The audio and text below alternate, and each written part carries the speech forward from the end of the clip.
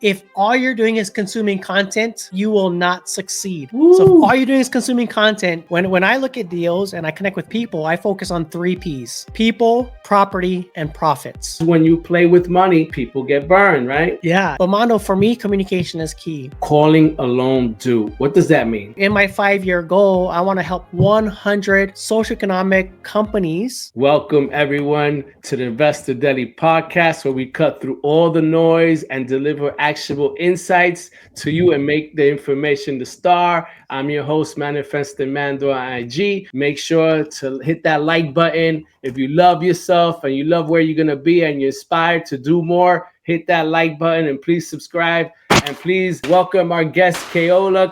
How are you, my brother? Aloha, Mondo. Aloha. Thank you for having me on your podcast today, my man. I appreciate you for coming on. Guys, this is someone who I've been kind of not chasing down, but I wanted to get to know a little more. And I'll tell you more when we start speaking about what we're going to talk about. We belong in the same communities. So we were in Squad Up 2025 in Dallas a couple of weeks back, and there were so many tons of people there that you're like, wow, you get overwhelmed. Like, you know, so many people, just traffic, people going back and forth, that you can't get around to speak to everyone. So you kind of want to identify who you want to get to meet if you've been in these rooms before. If you're not, then you're going to meet whoever you're going to meet, right? So I know he was one person I wanted to meet, and we were, I was just walking to the next place we were walking to, and I see like an ocean, like the wave was taking me this direction. I was just going that direction. And then I saw a little buoy that I hung on to, and it was Keola. So I was like, hey, this is what's going on. This is what I want to do. And then we just kind of build off of that. And now we're here today. So Keola, appreciate you for coming on. Thank you for taking the time out of your schedule and doing this. And can you just start sharing some of what you do in the community and what's your space? Yeah, you bet. First off, really grateful for this opportunity to have a conversation with you today, chat with your audience. You know, Mondo, first off, I admire you because you're doing big things, right? You're taking massive action, you're recording your journey, and so many people can follow you on this real authentic journey you're creating for everybody to come along, right? And to see the good, the bad, the ugly of everything that's been going on, but it's just real. And so I just want to thank you for being the type of authentic person that you are, and also for being so welcoming to so many people. You know, I come across so many others that mention your name, how they've connected with you, and how you've been able to give them advice, give them insights, but more than anything, just be a listening ear to listen to their stories and where they're at. So just first off, big mahalo, big thank you to you. Thank you, my brother. I've been very intentional in that. And I kind of said to myself when I first joined this community, I said, I found my home. So now what I'm doing is bringing my best self, whatever I can do. Like you said, listen, incorporate a word of wisdom, or be able to connect someone to someone else. That's kind of the space that we're all surrounded in. Why not? Right. And so to kind of answer your question, right? Like, what space am I in, and what community am I a part of? So I am a part of the Gator Method with Pace Morby, as you're well aware of, and also the Owners Club, which you're also well aware of, right? And so real estate for me has been really about a 2-year journey, really about 18 months so far. Prior to joining the real estate space, I was in the fitness space. I was in the fitness corporate executive world for about 25 years, really there running companies. My previous company, I helped grow from 3 locations when I first joined them to 55 locations through 10 states. Whoa. And it was an amazing journey, right? So many things learned, amazing people I've been able to meet, a lot of mentors on the way, but it was just time to pivot and change. It was time to exit that company and start something fresh. And you'll like this story, right? 2 years ago, I never would have thought I would have been this much involved in real estate like I am today. But 2 years ago, as I was kind of climbing that corporate ladder, right, chasing the next dollar, my wife tapped me on the shoulder. And basically at that time in my life, Mondo, our oldest son was a junior about to go into his senior year, right? Like we're at this kind of, all right, my wife was like, hey, our son's got 1 more year with us at home. You've been gone for years, traveling for work, living in airplanes and airports and hotels for maybe 8-9 years straight. Every other week I was on the road. Wow. Right. And so here I was saying that, I'm all about family. I'm all about faith. I'm all about people. It says, hey, it's time to reevaluate where your priorities are really at. This is our last year with our son. What are we going to do? Right. And so she tapped me on the shoulder and she said, what's up? Dude, time to make a choice. Wow, dude. Right. And so, power to strong women. Right. And I'm a guy who needs strong women in my life. Like I need people to tell me what to do. Most times it's my wife or other powerful women that I love. And so we sat down and we said, okay, you know what? Now's a perfect time for me to exit what I'm doing and to find something that gives me more time and financial freedom. Right. And so we sat down and we just thought through what's next, what's in store for our family. If I say I place family here, what am I doing to align everything to that? And when I made this decision to walk away from my company, which I absolutely loved, right? Like this was my space, loved it. Yeah. A friend of mine introduced me to Pace Morby. And like so many others, right? From the first video, I just was like mesmerized, right? Mondo, like a bug to the light, just I couldn't move away. I was like just going to it like a tractor beam, honing me in. Yes. And from there, I saw that, you know what, Gator Method for me at that time was the best way for me to enter the real estate space, learn more about it, and start diving into private money lending. And so this happened, I would say about September of 23. Wow. September 23. And I just dove in, boom, Wow. jumped in. So can you explain, because we know what Gator Method is, can you explain to people what Gator is? And also I'll be placing a QR code. So if you guys want to join Gator, just hit that QR code. Can you just walk us through what Gator is? Yeah, you bet. So the Gator method is a method that Pace Morby coins, which really talks everything you need to do or learn about how to private money lend or lend on real estate deals, right? It covers a gamma opportunities for lending, whether that's, you being a hard money lender, whether that's using a white label or doing private money lender deals where you're actually funding transactions in real estate. And so if you're interested in learning all of that and how you can be the bank per se, right? Be the bank for people's deals, then click on Mondo's link that'll drop in below and see what the Gator method is all about. For me at that time, it was exactly what I needed as a catapult forward to something new, a different career. So dude, so you had no knowledge base or no history or no family history in real estate to say, hey, this is maybe something that I can grasp to it, and it was just a connection and it paces in your world. Yeah. To that point, I mean, we've held long-term rentals.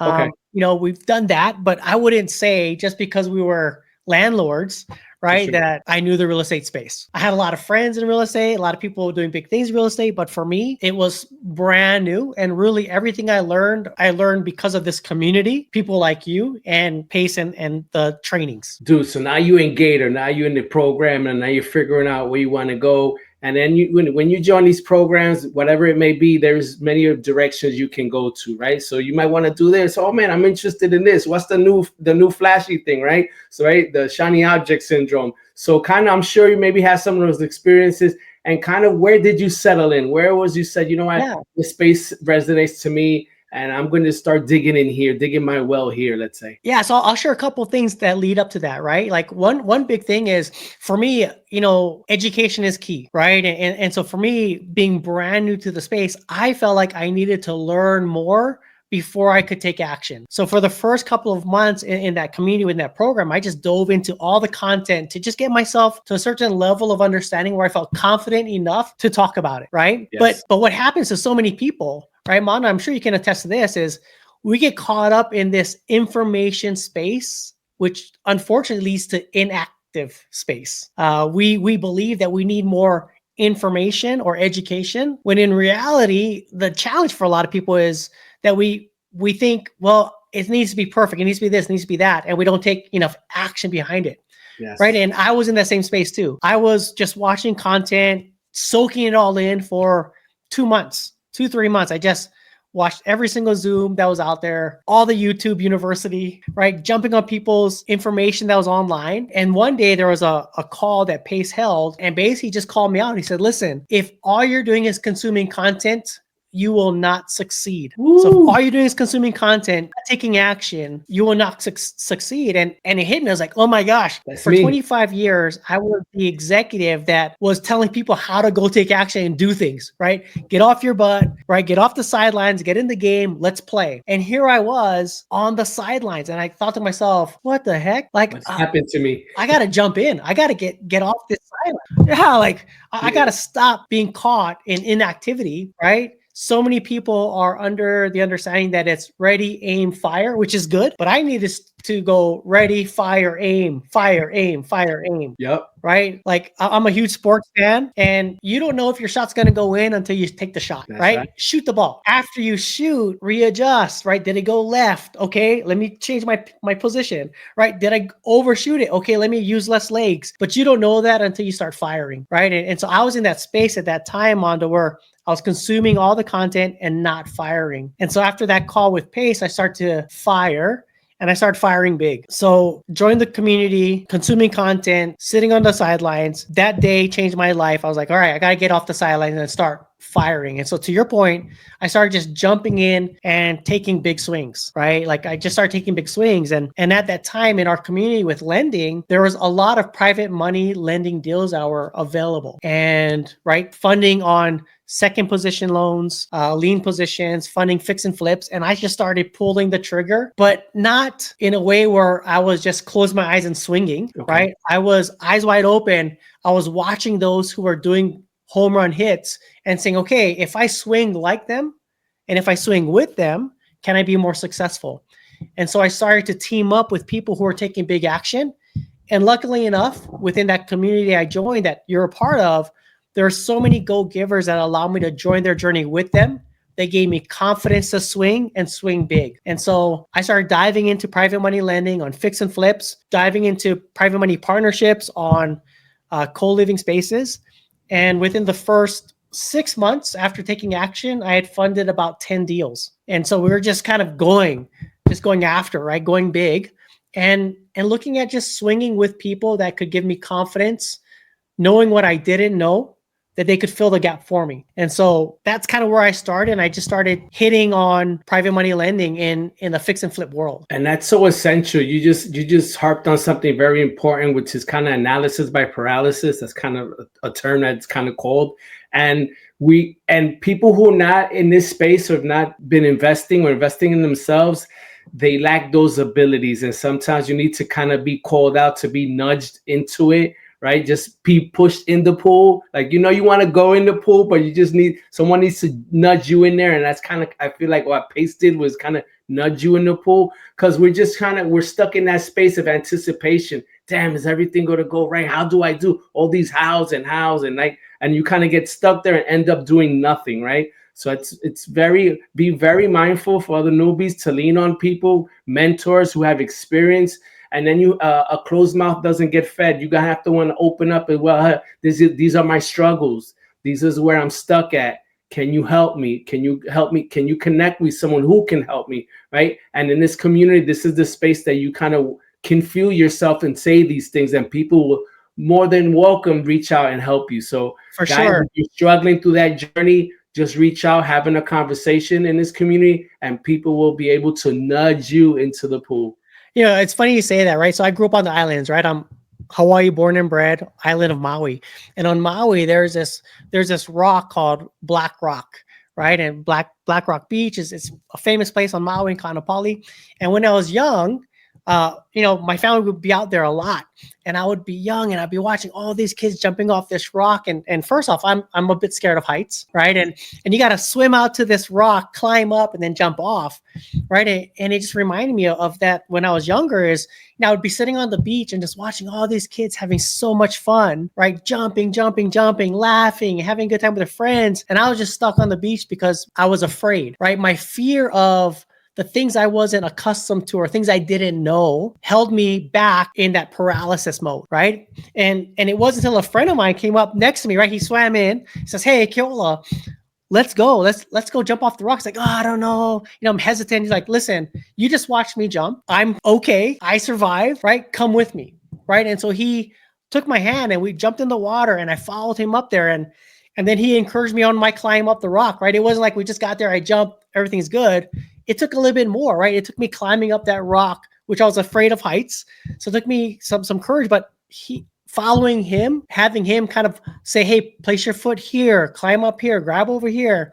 We made it to the top, right? And when I was at the top, I hesitated again, right? But he kind of walked me through it. He said, "Hey, listen, watch. Here's our other friend jumping. They did it successful. Jump over here." He kind of coached me on where to jump, how to jump. And then when I was confident enough to do it, he jumped with me, right? And by jumping with me, gave me more confidence. Well, Mondo, as you know, how the story goes, because I jumped that first time with him, we climbed up again, easier. We jumped the second time, easier. By the third, fourth jump, I was jumping on my own, right? And that's what you can find in this community or any place you're at is, don't go it alone. Find those people who are go-givers like Mondo, who can educate you, help mitigate those risks, help teach you where your next foot's going to be placed, how to climb up that rock, and also educate you on how to jump properly to protect yourself, right? Like you don't need to go it alone. Find people like Mondo to connect with to help you take that next step forward. Man, thank you for the kind words.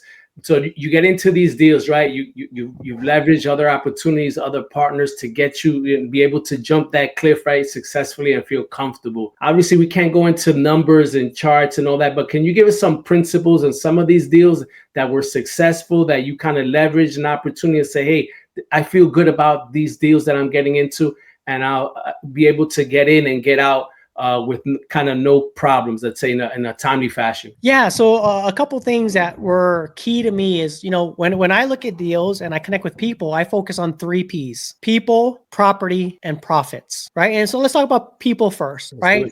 I only do deals with people that resonate with me, right? That there's some type of a connection, right? That like, and trust, and you understand a little bit more about them, right? You do a little bit of a credibility check. You do a little bit of background check. You don't just blindly throw your money out there, or you don't have to do deals with people you don't like, right? Follow your gut on these things, right? And so if I find people like Mondo that I connect with, that we resonate together, we have that same frequency, we know how we're going to be operating together, we know exactly how to communicate together well, that first P, check, right? Now we move on to property. And for me, property really means, Mondo, is do the numbers play out, right? Because we're lending in real estate, there is an actual asset that we can take a look at, right? We can look at and do your due diligence on underwriting the deal. And so I had people that could help me underwrite the deal, look at the property, and ensure that the property made sense, right? That certain things were in place that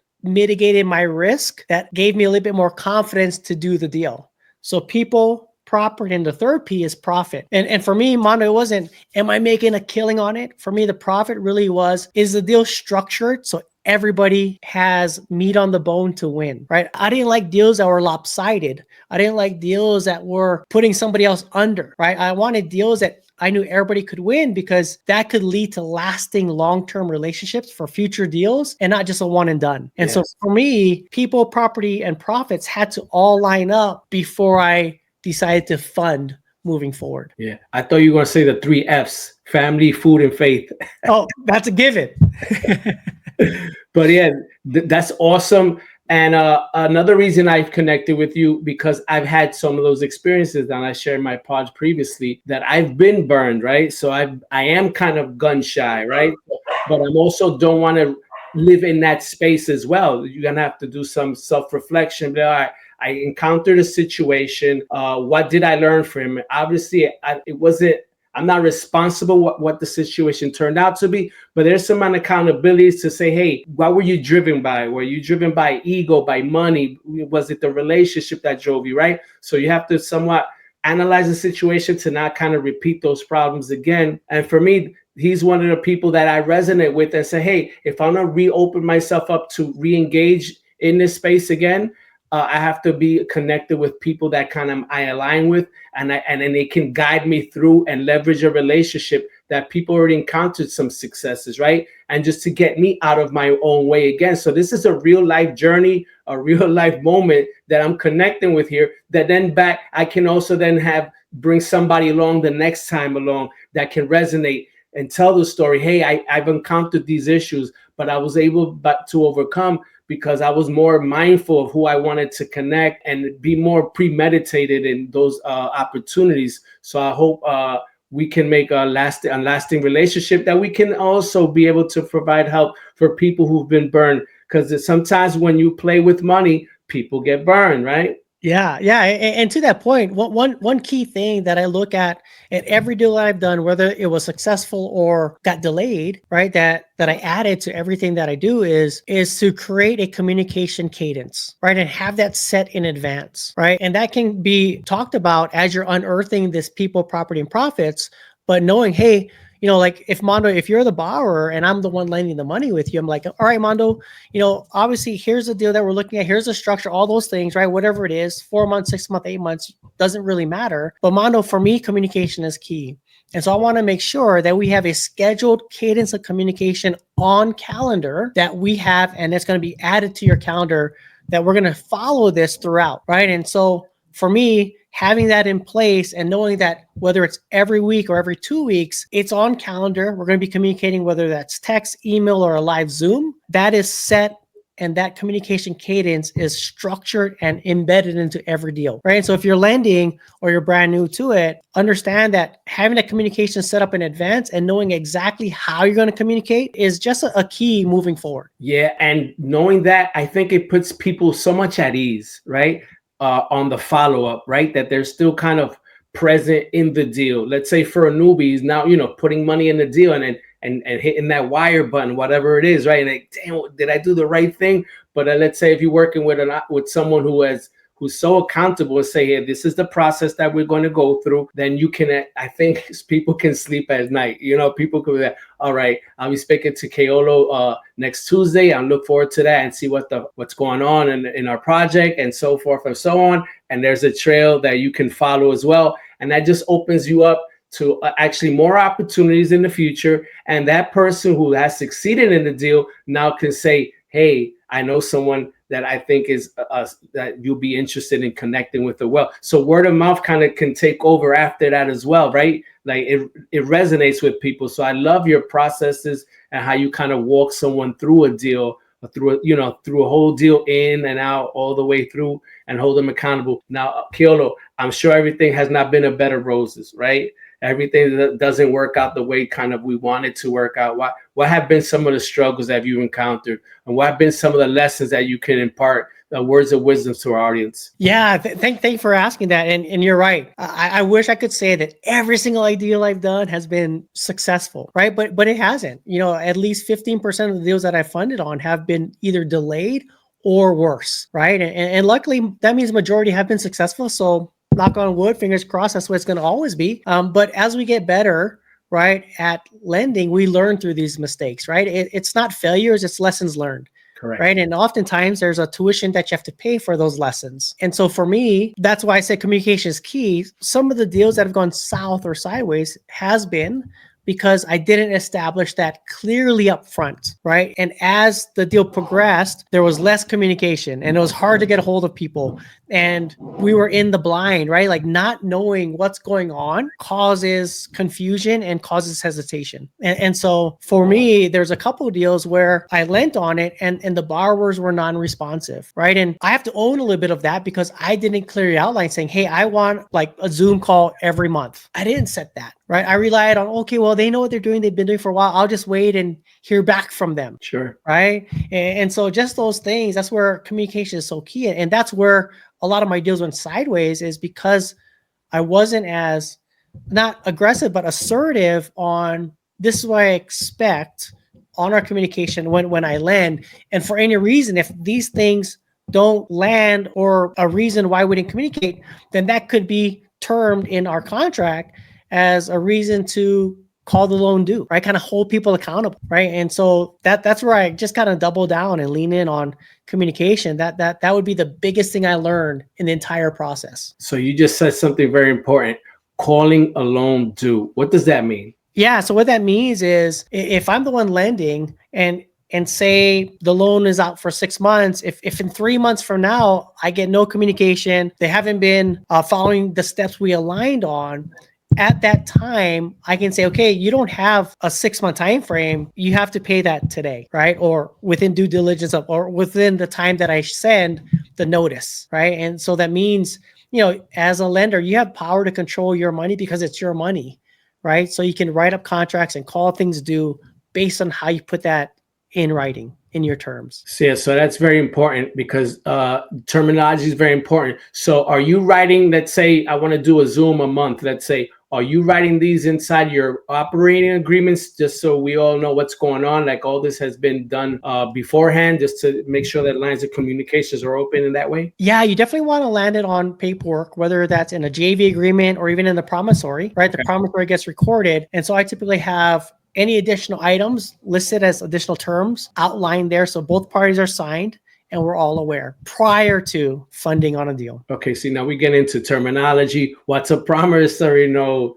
Keola? Yeah, so basically, a promissory note is basically a document and agreement between the parties saying that this is what we're going to promise to do and abide by, and this is then recorded and documented as a legal transaction, right? And that all things written on it, if all parties have reviewed, are now held accountable to. And so that's one of the main things that you want to have in place as a lender is to have a promissory note that protects your money and outlines the entire process and structure you want in play. And this is definitely has to be recorded because then it's not valid. Right. So Keola, you said you did 10 deals. You got 10 deals off the rip, kind of when you kind of first started getting that motion going. And where's the business now? Where are you growing into? What's going on now? Yeah, good question. It's so funny. I came out of the gates just guns blazing, right? Like deal here, right? Like just going after it all.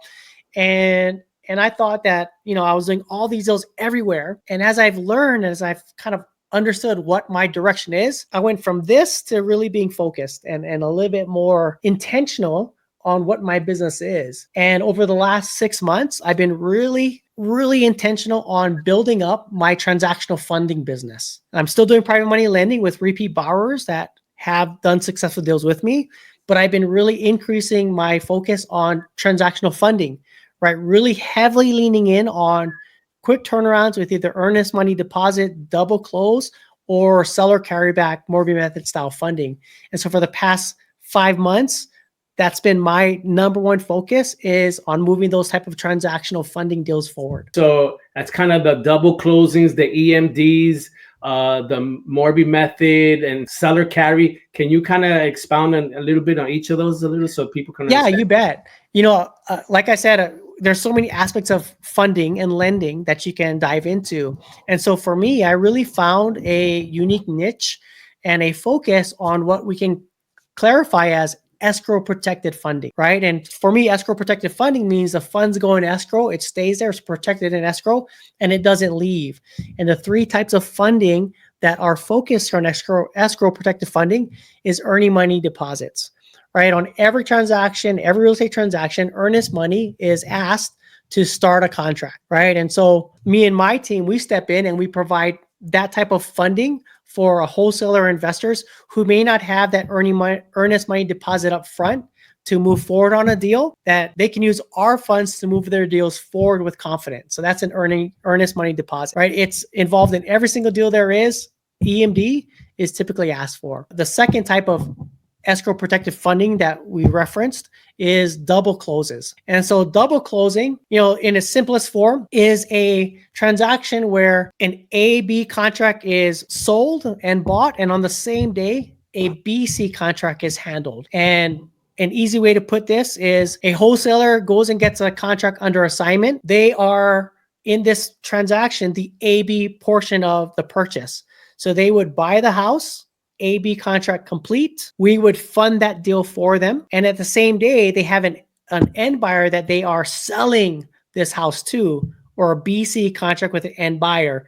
And the BC would come in and replace our funds, which is why it's called a double close. You got 2 deals closing at the same time, AB and BC double close, right? A Morby method seller carry, or also known as stack method, is a little bit more of a creative strategy, right? And so it takes a little bit more, but the short form is we would provide the down payment on a DSCR loan to help the loan process and funds go through for on behalf of the borrower. And it would involve a seller carry structure. It's a little bit more creative.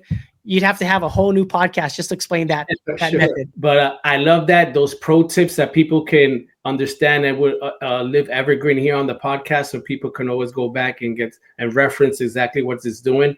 Now let's get to this portion I call the makings of a hero. The makings of a hero, right? Where do you see your business going? What is it that you want to accomplish in the next 5 to 7 years? What's the big dream, the big forecast that you say, man, I don't know how I can reach that goal, but I'm going to go for it? Yeah. So, kind of the daily action today is building up my transactional funding business, right? Through andersoncapital.com. But building that business up with the intent moving forward, Mondo, is one of my goals is to help social economic deprived individuals, right? Call them minority based, to build up businesses that they can provide options for employment, right, in the federal space.